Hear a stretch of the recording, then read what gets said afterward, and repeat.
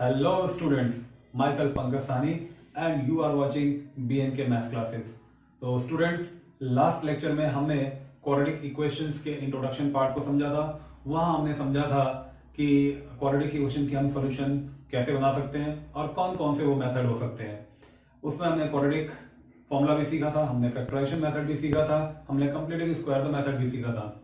और मैंने वहां पर आपसे कहा था कि हम इंट्रोडक्शन पार्ट जानने के बाद और कॉन्सेप्ट की क्लैरिटी लेने के बाद हम कुछ क्वेश्चंस को भी देखेंगे। अगर आप भी चाहते हो मैथ्स में जीनियस बनना तो बीएनके क्लासेस के साथ जुड़ जाइए, बिकॉज कॉन्सेप्ट इज पावर।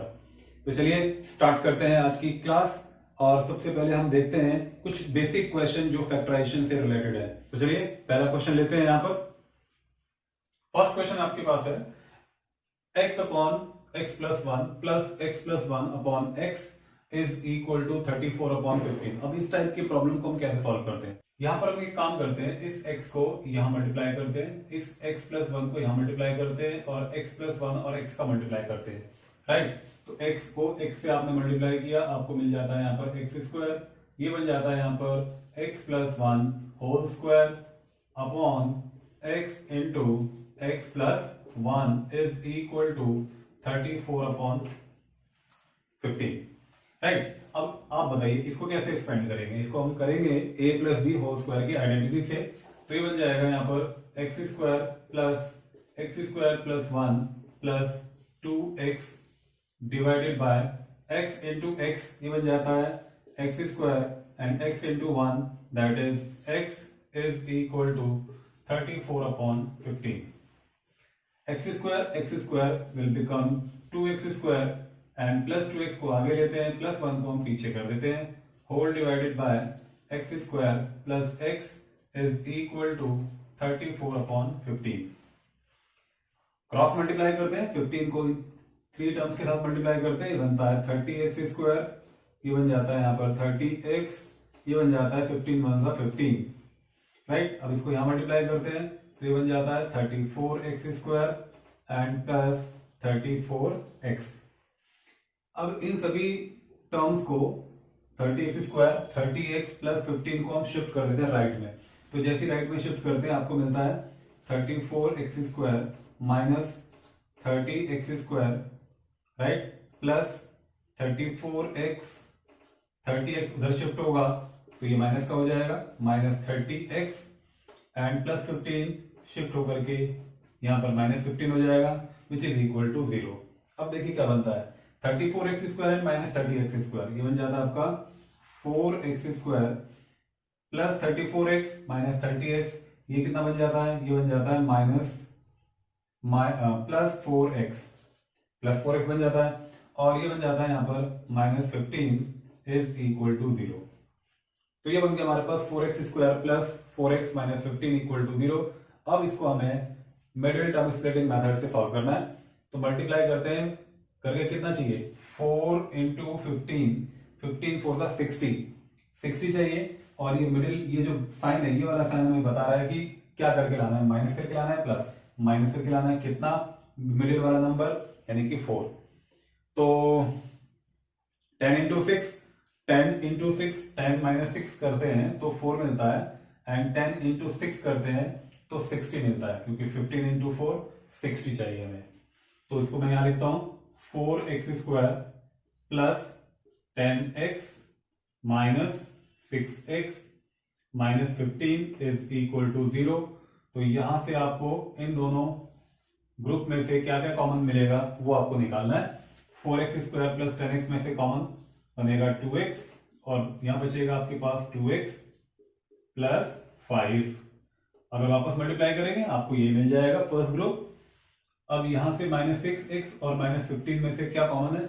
यहां से आपके पास कॉमन निकल रहा है 3, तो हमने यहां से 3 कॉमन निकाला, माइनस 3, तो अंदर के साइन बदल जाएंगे, 3 से 6 कटा 2 टाइम्स, तो 2x बन जाएगा यहां पर, और माइनस 3 कॉमन हम निकाल चुके हैं तो अंदर का साइन बदल करके हो गया प्लस 3 5 जा 15 इज इक्वल टू 0। तो आप देखेंगे ये दोनों ब्रैकेट एक जैसे हो गए, यानी कि ये बन गए हमारे कॉमन 2x प्लस 5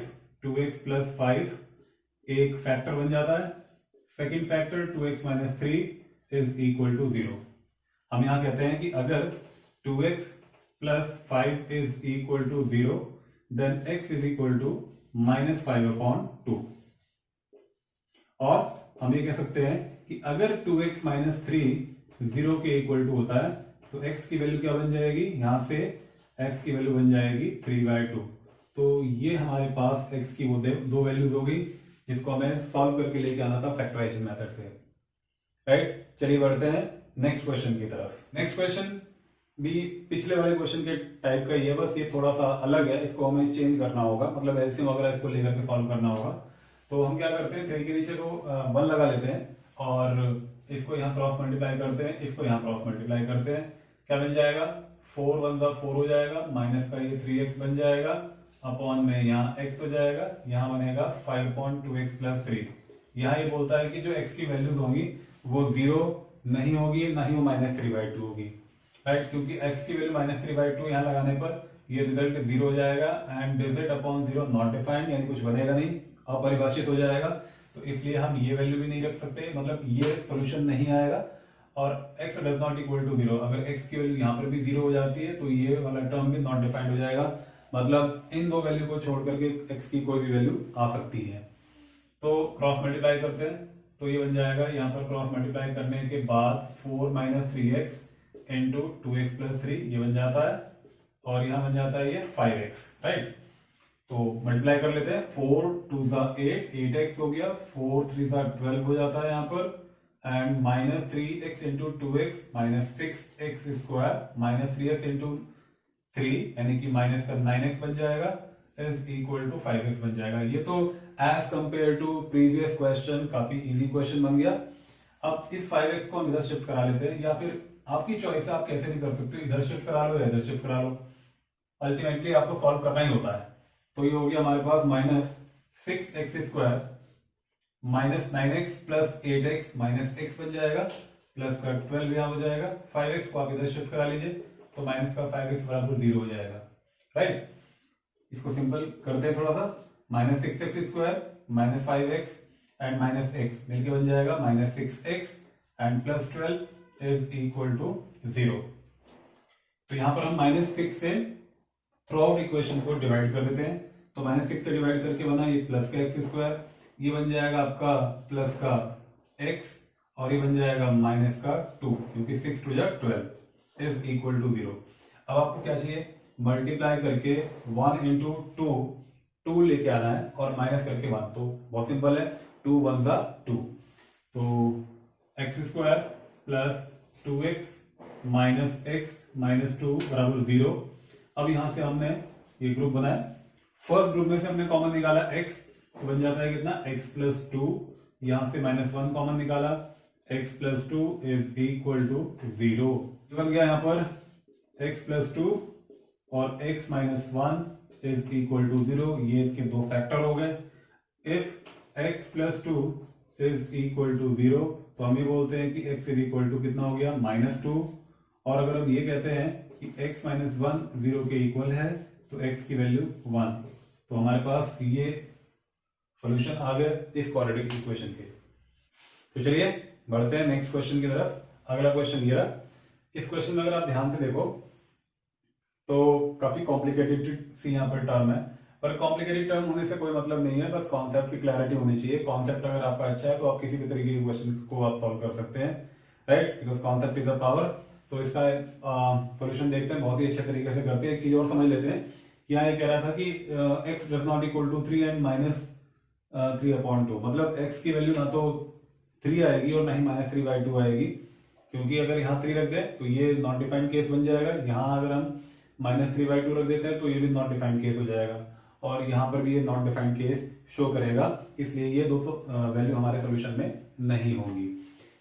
ओके, तो हम एक काम करते हैं, सबसे पहले हम इन दो टर्म को सिंप्लीफाई कर लेते हैं। इसके लिए आप इसको क्रॉस मल्टीप्लाई कर दो, यहाँ पर इसको यहाँ मल्टीप्लाई कर दीजिए और इन दोनों को आपस में मल्टीप्लाई कर देते हैं। तो 2x प्लस 3 एंड 2x का जब मल्टीप्लाई होगा तो 2x इंटू 2x बन जाएगा आपका यहाँ पर 4x स्क्वायर, 2x इंटू 3 बन जाएगा यहाँ पर 6x, और x माइनस 3 1 के साथ मल्टीप्लाई होगा तो x माइनस 3 बन जाएगा। x minus 3 into 2x plus 3, इसको हमने लिखा as it is and plus 3x plus 9 upon x minus 3 and 2x plus 3 right is equal to 0। अगर आप ध्यान से देखो तो आपको कुछ दिखेगा, आपको दिखेगा कि जो डिनोमिनेटर पार्ट है इसमें ये वाला जो टर्म है बिल्कुल सेम है, एक जैसा है, तो इजीली हम डिनोमिनेटर में से ये दोनों टर्म कॉमन निकाल सकते हैं। कॉमन निकालने का मतलब ये हो गया कि 1 upon x minus 3 and 2x plus 3 as it is इस तरीके से कॉमन बाहर लिख लिया जाएगा। तो क्या बचेगा, नीचे 1 बचेगा, यहाँ 1 बचेगा, लिखने की जरूरत नहीं, और यहाँ पर ऊपर ये जो बचेगा टर्म वो लिखना है सिंप्लीफाई करके। तो देखो यहाँ पर क्या बना, 4x square 6x plus x, ये बन जाएगा आपका 7x माइनस 3, और यहाँ बच रहा था आपके पास 3x plus 9 is equal to 0। अब ये वाला जो टर्म है वो यहाँ क्रॉस मल्टीप्लाई कर दो, 0 के साथ मल्टीप्लाई हो गया, खत्म, यानी वो 0 हो गया। अब 4x square 7x plus 3x 7x plus 3x ये बन जाएगा 10x एंड प्लस का 9 इज इक्वल टू यहां बन जाएगा 0, यानी कि -3 प्लस 9 ये बन जाएगा 6। तो हमारे पास ये फैक्टर आ गया 4x square plus 10x plus 6, ये तीनों टर्म 2 के टेबल से डिविजिबल है, तो थ्रू आउट इक्वेशन में आप 2 से डिवाइड कर दीजिए। आपको क्या मिल जाएगा, आपको मिल जाएगा यहाँ पर 2x स्क्वायर 2 से डिवाइड किया, 2 5 10 एंड 2 3 6। अब फैक्टर ढूंढने आपको, तो मल्टीप्लाई करके आपको 2 3 6 चाहिए और प्लस करके 5, तो ऑब्वियसली सामने दिख रहा है 2 एंड 3, 2 प्लस 3 5 हो गया, एंड 2 एंड 3 का मल्टीप्लीकेशन कितना बन जाएगा, 6 बन जाएगा। तो हम लिखते हैं यहाँ पर 2x square plus 2x plus 3x plus 3 is equal to 0। 2x square plus 2x में से आप इजिली 2x कॉमन निकाल सकते हैं, आपको मिल जाएगा यहाँ पर x, यहाँ मिल जाएगा आपको प्लस का 1। अब इन दोनों टर्म में से आपको क्या कॉमन दिखाई देगा, आप यहाँ से कॉमन निकाल सकते हैं 3, तो जैसे आप 3 कॉमन निकालेंगे आपको मिल जाएगा x plus 1 is equal to 0। अब ये दोनों टर्म आपके कॉमन बन गए x प्लस 1, तो हमने x प्लस 1 को कॉमन निकाला, और नेक्स्ट ब्रैकेट में आ जाएगा आपके पास 2x प्लस 3, तो यहां लिख दिया मैंने 2x plus 3 is equal to 0। अब अगर हम कहते हैं कि x प्लस 1 बराबर 0, तो x की वैल्यू बन जाएगी यहाँ पर -1, और हम ये कहते हैं कि अगर 2x प्लस 3 0 के इक्वल है तो 2x इज इक्वल टू -3 बन जाएगा, और x इज इक्वल टू -3/2। तो ये वो x की वैल्यूज हैं जो हमें सॉल्व करनी थी फैक्टराइजेशन मेथड से। तो अब तक हमने जो क्वेश्चन किए बड़े सिंपल से क्वेश्चन से, थोड़े से अब मुश्किल टाइप के क्वेश्चन शुरू होने जा रहे हैं, बट इतना भी मुश्किल नहीं है, बहुत ध्यान से करेंगे तो जल्दी हो जाएगा। देखिए अब यहाँ क्या करना है, यहाँ पर भी आप देख रहे हो कि ये क्वाड्रेटिक इक्वेशन है, तो 1 का मल्टीप्लाई पहले आप 6 में दीजिए, तो 1 का मल्टीप्लाई अगर आप 6 में करते हैं आपको मिलता है यहाँ पर 1 इंटू 6 दैट इज 6, तो मल्टीप्लाई करके आपको कितना चाहिए, 6 चाहिए, और माइनस करके आपको लाना है 2√2। तो देखिए हम क्या करते हैं, 6 के पहले प्राइम फैक्टर निकाल लेते हैं, तो 2 3 6 हो गया, और ये हो गया 3 1 3, यानी कि 6 के जो प्राइम फैक्टर बन रहे हैं वो 3 और 2 बन रहा है। यहाँ पर आपको √2 चाहिए, तो हम 2 को √2 इंटू √2 लिख देते हैं, बाकी 3 को हम एज इट इज लिख देते हैं।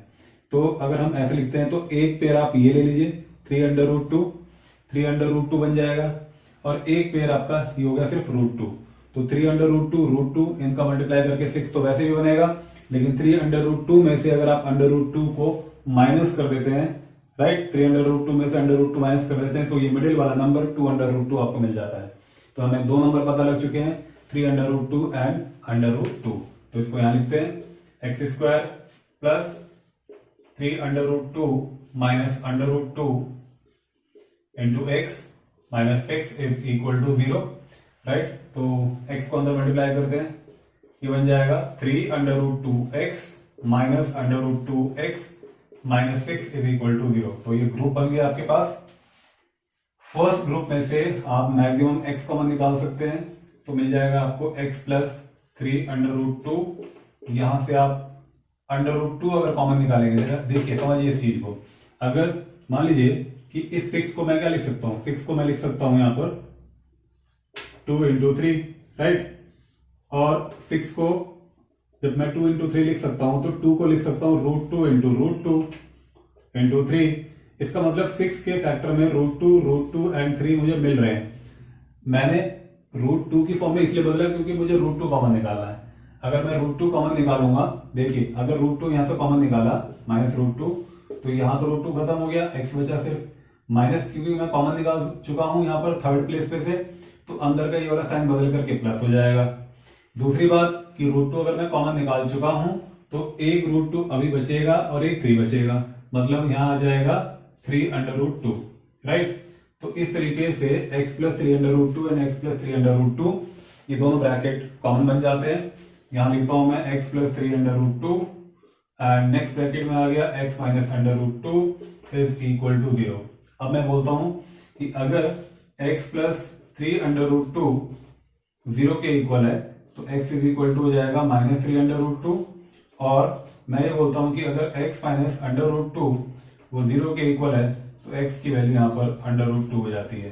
तो इस तरीके से हमारे पास x की ये दो वैल्यू आती हैं फैक्टराइजेशन मेथड से।